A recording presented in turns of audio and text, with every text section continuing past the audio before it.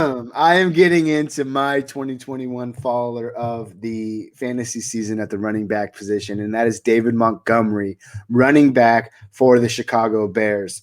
And I'll get right into it. I know that David Montgomery finished number 6 last year in terms of the fantasy running back position. Actually, let me just double check that while I have it here. Sorry. Yes, number 6 in most formats. With that being said, you might think, oh my God, this guy was dominant up there with the likes of the top breeds, right? It's very likely that I am one to say, let's look at the teams that he's played, right? I know that defenses, they can only matter so much, but I believe here that is the bulk of this story and the bulk of my argument of why I believe David Montgomery is going to fall out of the top 15 going into 2021. The first half of last season, David Montgomery had 442 yards and 1 touchdown. That kept him well out of the top 15 for the first 8 games of the season. It wasn't very productive. You look at the teams that he played, 6 out of those 8 teams that he played in the first half of the season were top 10 against the run. He got off to a horrible start and he had a horrible schedule. In the second half of that season is when we really start to see David Montgomery take off. And you can actually say it wasn't the second half because in week 9, they played the Tennessee Titans, and the Tennessee Titans were also, a top 10 or a top 15, I think, running defense, and he put up 30 yards against them. So it wasn't anything special. But from weeks 10 on, so a 6-game stretch, and again, he was injured for one of those games, actually. So there were 7 games. He was injured for one of them. He went against bottom 5 rushing defenses. Those included Minnesota, who, again, he played them once. He had 32 rushing attempts against Minnesota. That is absurd. He did not get to play them technically the first time they played, he didn't get to play because he was out due to an injury. The second game, 32 times he carried the ball. And obviously, if you're going to run the ball 32 times, you're going to be productive for fantasy, which he was. He was over 130 yards. So that is an amazing stat. Then he played Green Bay twice. Now, although they were also in the bottom 10, they were hammered with injuries, but he had 2 great games against Green Bay. He had a great game against Jacksonville, Houston, and Detroit. All bottom 5 defenses in terms of protecting against the run. It's horrible. Now, people might say, well, that's not any dismay to him. He had a great season he had a great schedule end of season. Sure, that's fine. Minnesota was horrible. They were horrendous. They ranked dead last in stopping the run last year. That is an anomaly for the Minnesota Vikings. They are historically, and especially since Mike Zimmer has been there over the last couple of years, they have been a great defense. Last year was, like I said, it was an anomaly. I don't expect that to be the same case this year. And the only reason why I bring that up about Minnesota is because David Montgomery and the Chicago Bears play them twice a year. So it's unlikely he might see any of these other teams. But with that being said, I mean, you just can't look at a schedule like that and think to yourself, this is going to happen every season. We can look at their schedule this season and see how things are going to shake out. And it's not better. It's not any better than what he had, okay? In his rookie season. It's still similar, though, because he plays the Lions, the Vikings, and the Packers 6 times. Which brings me to my next point, Jacob. Let me cough. Look, by the way, this is a personal attack on me, this David Montgomery call. Oh, I see. So kind of like Derek Carr last week, right? Personal attack. Fine. I'm not a Bears fan, by the way. Yeah, you just kind of own shares of them. But I get it, right? Sure, he has an identical schedule this season. Well, then you need to factor in a guy like Tyreek Hill, who missed the entirety of last season with that ACL injury. Tariq Cohen. What did I say? Yeah. Tyreek Hill? Yeah. Tariq Cohen, right? You need to factor in a guy like that. He's coming back this year. Montgomery last year had 54 receptions and 2 touchdowns in 2020 compared to the year before that in 2019 where he only had 25 receptions and 1 touchdown. I don't think Tariq Cohen is going to just be written out of the game plan. I think they're going to insert him back into that offense. They're going to get him going again. He should be making a full recovery. with that argument alone, especially in half PPR and especially in full point PPR, you take those, 24, 25 catches away from him, he's already out of the top 10 discussion because he just lost 25 fantasy points. And we see how close those numbers are when you get to those guys that are like 8, 9, and 10 that are all bunched together right there. So with that being said, Tariq Cohen comes back and he eats into that pass catching game. He's not going to see the same success fantasy-wise as he did last year in 2020. Also, I mentioned that 32 carry game against Minnesota. He got a lot of work, right? 240-something carries. It wasn't the most in the NFL. It wasn't certainly the least, but it was a workhorse type of role last year for David Montgomery. Like your aforementioned Melvin Gordon, even Melvin Gordon was able to have a greater yards per carry average than David Montgomery. David Montgomery only averaged sorry, I'm dying here. David Montgomery only averaged 4.3 yards per carry last year. You know where that ranks him out of running backs last year? Outside of the top 20. So there were 20 running backs that were more efficient in yards per carry. Now, sure, that could be a guy like Latavius Murray who didn't get as many carries, but he was averaging 6 yards per carry. So when you look at those stats and when I look at those numbers, I think to myself, that only furthers the fact and the argument that last year there were a number of things going David Montgomery's way.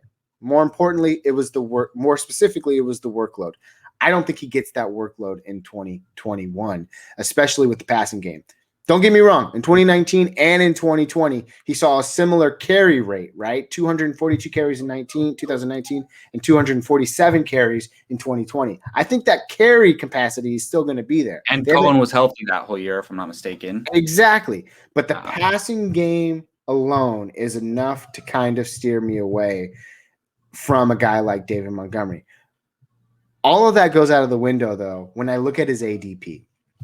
So I do think that David Montgomery is definitely a guy that will fall out of the top 15 for fantasy this year. I think he finds a home probably right there fringe-wise, whether it's 14, 15, 16, or maybe 13, 14, 15, 16, 17. Anywhere within that range, I can see him falling, which is still good, but it puts him where he should be, a solid running back 2. It was an anomaly last year that he finished up as a running back 1. I think he's still going to be good for fantasy this year. Just don't get your expectations up too high. But at the same time, with all of these negative things that I'm having to say about David Montgomery, I love his draft capital going into this season. He's currently being drafted in the 5th round with the first pick. That's that point, insane. At that point, it makes him one of the last workhorse running backs. I'm guessing that's 12-man, right? No, that is that. Yeah. It's 10. I'm 12, saying yeah. So that's even crazier if it's 12-man because it pushes him even lower. Exactly. So 5th round, you're getting a guy who's going to get 240 something carries. That's a tremendous value. And look, I'm going to have a little rebuttal after you're done, but that is my main point: is his ADP compared to what you're getting for him. And that's pretty much where I wrap up. Which is why before you shoot shots at me, Jacob, although he falls, out of the top 10, okay, he finished fantasy running back 6 last year. I don't think that's likely at all. That's I agree out of the with realm you. of possibility. I agree with you on that. You can book that. it down that he finishes somewhere within the top 10 or 15. I don't think he finishes inside the top 12.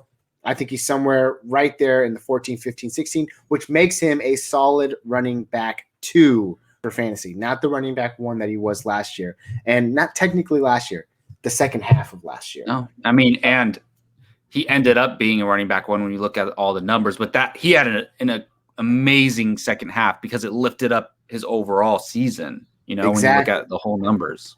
Exactly. So I'll hand it off to you, Jacob, but that is my 2021 running back faller at the running back position. And I'm not saying he's not going to be great. We have podcasts like this in the season, during the season. I'm just saying lower your expectations for David Montgomery in 2021. Jacob, thoughts? Yes. So, look, I could spend 30 minutes telling you why I love David Montgomery, but I'll just say really quick that you kind of made my point for me near the end there, like I'm talking about. So I tweeted that, am I the only one high on David Montgomery like a month ago, right? I tweeted that. And I should have provided some more context when I was doing that, because what do you mean high on David Montgomery? Do you mean he's going to repeat? He's going to end up in the top 6 again? That is not what I meant. I was coming from that because I did a couple my fantasy league dynasty drafts around that time. And I'm noticing, and even when I do mock drafts, I end up with David Montgomery like on all my teams. It's because once the running backs start going and you start looking at it, and you're going to see once you get to the 4th, 5th round, all that's left is David Montgomery, Raheem Mostert. And it's like, oh my goodness. Like, and when you're looking at that, you're getting a running back who's going to, like you said, how is he not going to get another 240 carries if he stays healthy? And also in a 17-game season. So, and that's irrelevant, but just saying, like, the value is amazing. And that's what I meant by I'm super high on him. The value is amazing. There's only there's more than a handful, but like there's very limited. I don't even think there's 12 workhorse running backs that you could call workhorses in a way. But I do think his passing volume is going to come down. His is obviously going to come down, or his receiving volume is obviously going to come down because Tariq Cohen's back, and Matt Nagy loves Tariq Cohen. They also have Damian Williams there, who I think is actually going to take away some carries from him. So, no, he's not going to be an RB1. I would love that because make me look good. But I like what you're saying. I do think he's going to be an RB2, middle of the pack, maybe high-end RB2. And that's where, when you're getting that in the 5th round, I think that's great value. Yeah. So you think he's going to fall. I kind of agree with you, but I don't think he's going to fall out of the top 15, in my opinion. And I guess you really have to get in the top 15, like we say top 12 is RB1s, right? So then you go 13, 14, and 15, he would have to hit one of those spots. And I think he's very capable of doing that. And if anything, like, he proved that he can be used in the passing game more last year. So maybe they bump up his usage a little bit.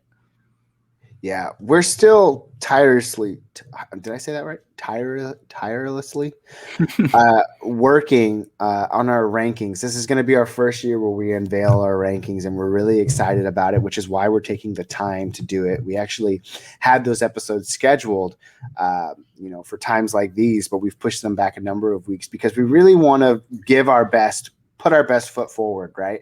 And, talking about David Montgomery specifically, it's like we're both high on him, but it's because of his value, and it's because of where you're able to get him, aka his value also. So I don't know why I said that, but I just think that you can't not draft. Like, if you're going 0 RB, he's a perfect guy for you to target. If you go your first 4 picks with an RB, a wide receiver, and then you get crazy and take another wide receiver, then and you have him in the 5th round waiting for you. Like, it's, or if you take one of the top tight ends, if you end up taking Kelsey, Kittle, or Waller early, he's a great running back to grab as your RB2. Yeah, exactly. So I don't know how to I don't know how to make this transition, Jacob. Thanks. You just made it hard for me, because it's like, let's just say this. David Montgomery is most definitely a faller in 2021, but we still are liking him as a fantasy asset. So that's the thing. You can say somebody's going to fall, but you still are optimistic about their outlook for the season. Yes. Thank you very much.